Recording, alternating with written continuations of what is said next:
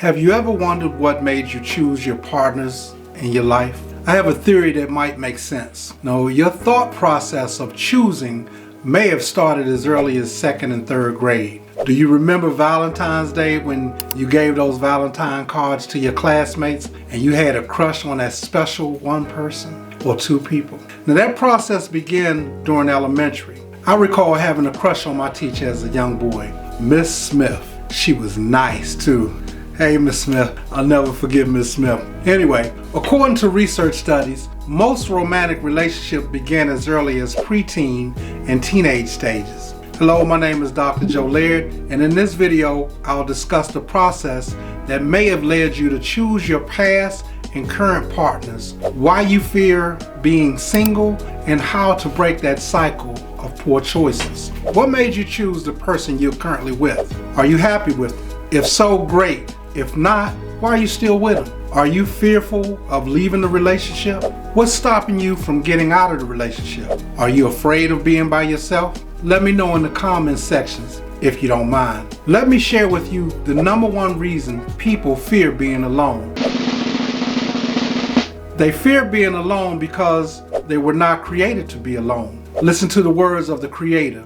In Genesis 2:18, then the Lord God said, "It is not good that man should be alone. I will make him a helper fit for him." There's your answer.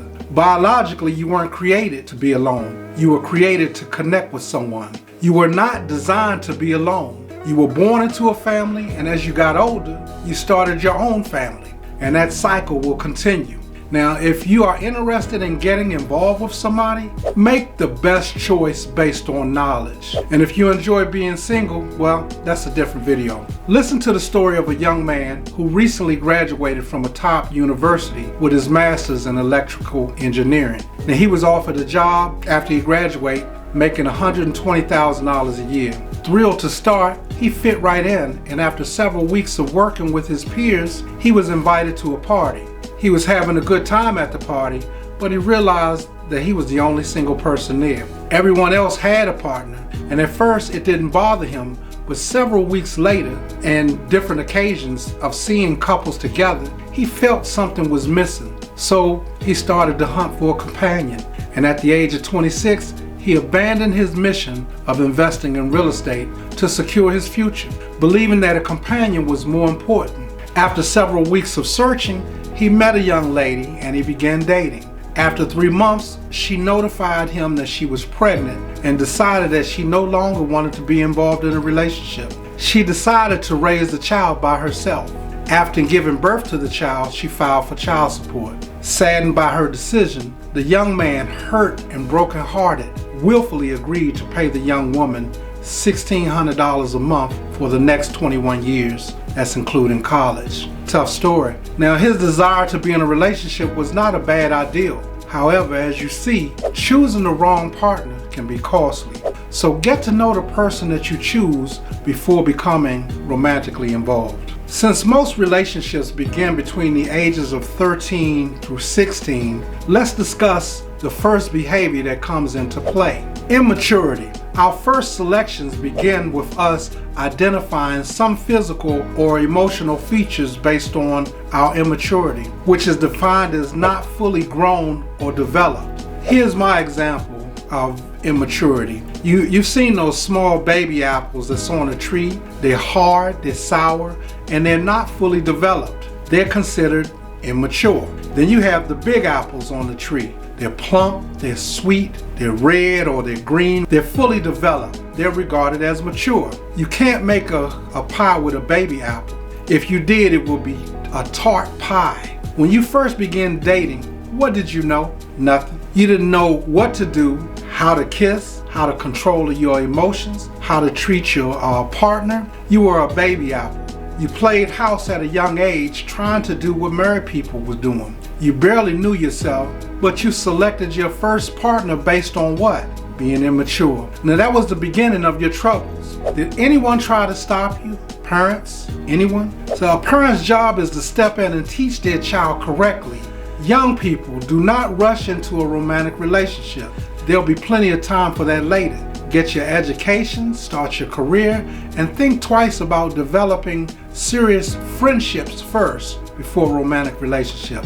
Get as much information on the person of interest as possible. You are too young to be doing what married folks do. And parents, puppy love is real, so teach your children about life so they don't repeat your mistakes. When you allow your child to explore their emotions and sexual feelings, it can lead to teen pregnancy, broken homes, and STDs. Teach them the right way so that they don't go through life experiencing what you went through. Another reason for your choice in partner has to do with a lack of purpose and identity. Because you don't know who you are or what your purpose is in life, you will allow people on your journey who has no business walking with you. And in the end, they derail your mission, taking you off course. Now, this happens because you don't know who you are or what your mission is in life. Your mission or your purpose, it gives you direction, focus, and an inner drive that can lead you to your destination. And when you don't understand your value, you give it away to anyone who makes your heart skip a beat. Now, every time you give yourself to someone sexually, you feel less valuable. Think of it from this perspective.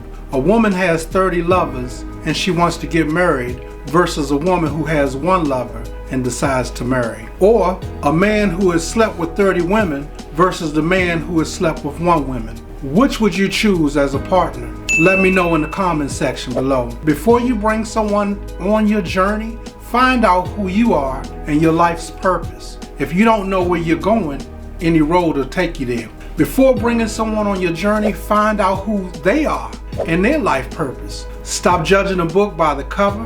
Read it first, several times, to understand its story. In other words, stop looking at the body and the beauty. Get to know the real person. This outer appearance, it will disappoint you in the end. And if you don't have a parent to talk to, find a mentor and ask questions about how life should work. Another reason for your choice has to do with cultural norms. The environment is your surroundings, you know, how you grew up, the people, your peers, the people that you grew up with, and your societal norms are the culture or what the culture does. Your environment grooms you through television, social media, peers, parenting, and computers. Programming is a primary reason people get involved in relationships before their time. Now, you saw scores of people with their partners and believed that you should have one too. Like many, you thought being in a relationship would lead you to happiness until it didn't. Peers pressured you into doing things you didn't want to do. You were tired of being that third wheel around your friends and no longer want to be the odd person out. So you went and got you a boo or you got you a bae, only later to receive your first broken heart. That failed relationship led to others, and after several years of jumping in and out of relationships, you forgot what it was like being single.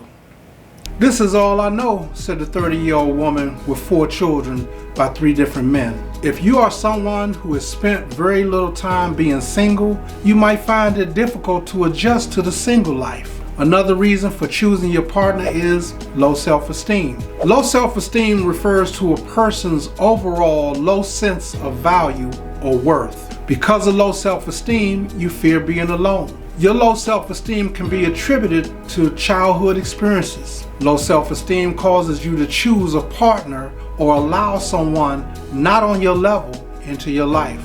You're fearful of cutting the relationship off because to you, being alone can be downright depressing. So you find someone to connect to with hopes of not being alone. You tie your self-worth to being in a relationship, hoping to receive validation from your partner's affection. You later realize that the person that you're with is not the person that you want to be with, but you stay in a relationship because you underestimate your value and don't believe that you can do better. You stay because the years of neglect from previous broken relationships, each impacting you, taking something from you, chipping away at your very core. You've been beaten down by life and your poor choices. Another reason you selected your partner was because of comfort and security. You were seeking comfort and security in a relationship instead of finding comfort and security in yourself. You look for it in a partner. Before getting involved with someone, spend some time getting to know yourself. Ask yourself these questions. Am I the best version of myself?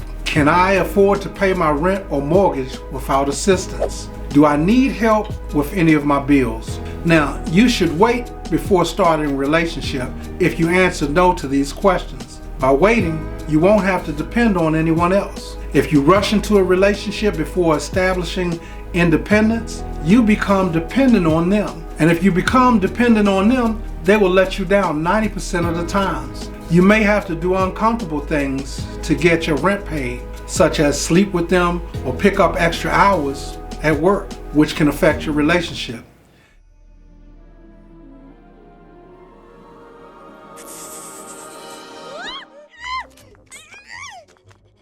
Okay, Tiana, you can do this. You can do this. Just look here. Just look here.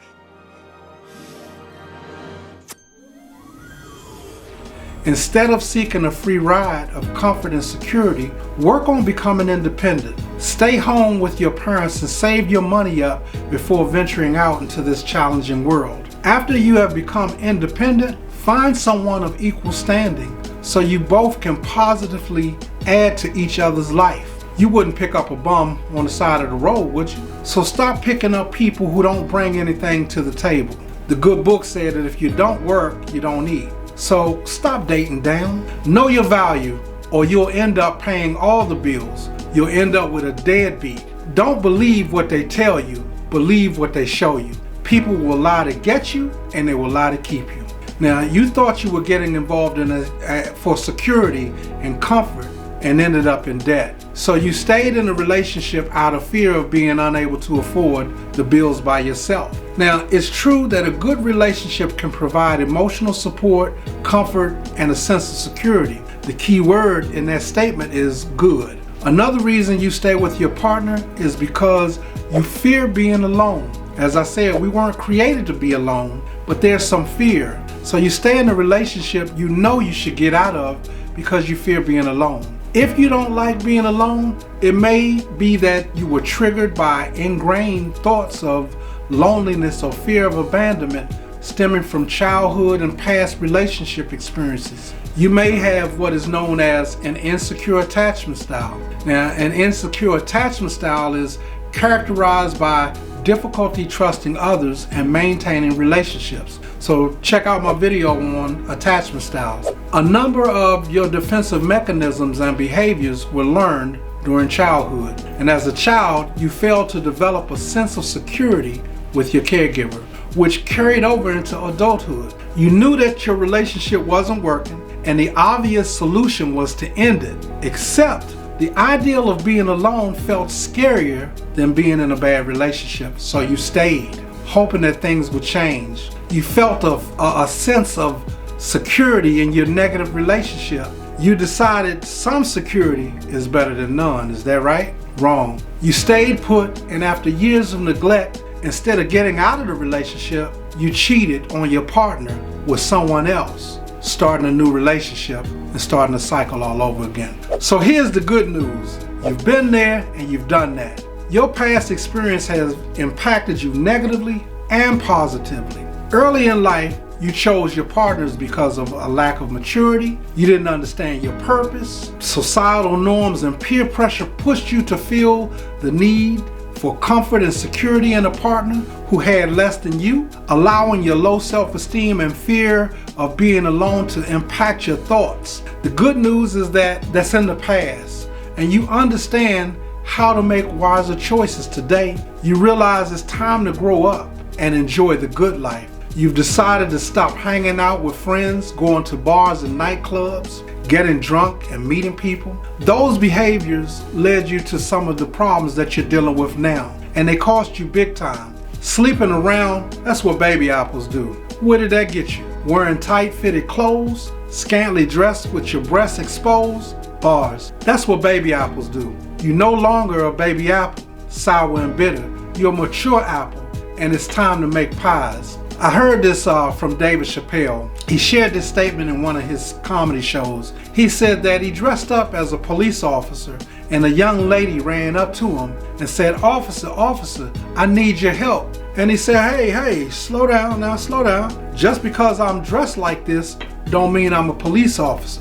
See, people will often make an assessment based on how you look. So be mindful of how you dress. You can't go to the next level if you're still doing what you did when you was in your 20s and 30s. The definition of insanity is a mental illness or disease that prevents someone from understanding the consequences of their actions. And this is why some individuals repeatedly do the same thing and expect a different result.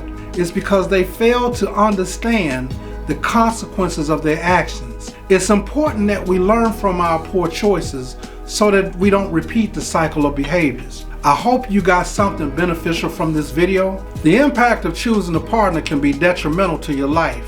And if you are using the skills you have always used, you will continue to get the same results. If you like this video, do me a favor, hit the like button and subscribe so that you can help the channel grow, and share the video with someone you believe that can benefit from it. That's all I have now.